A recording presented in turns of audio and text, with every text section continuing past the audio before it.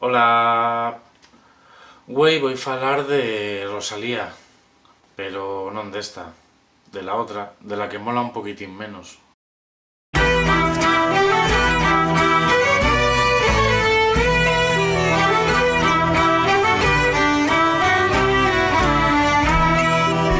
El pop yariego esparció los sos sones a través de cassettes que se vendían en gasolineres, chigres o mercados de venta ambulante.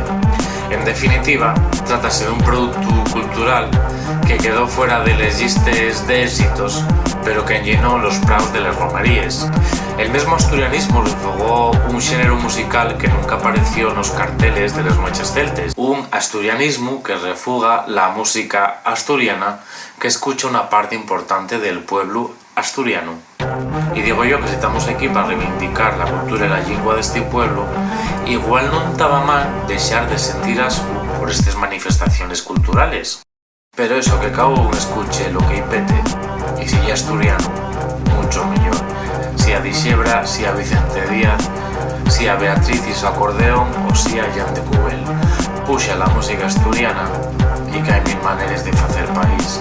Beatriz y su acordeón tampoco oye que me preste mucho, la verdad.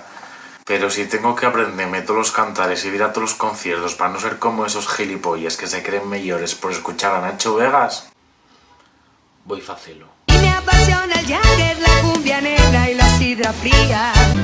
Ya suena la gaita, ya suena el tambor, ya soy el mujer, ya soy el rumbo. Viene de la tonta, si está mi sonó, viene mi soballe, gaitero mayor. Ya que no me levanto para decir el sonome en señal de respeto porque estoy en gallumbos y veríaislos. Y son gallumbos viejos.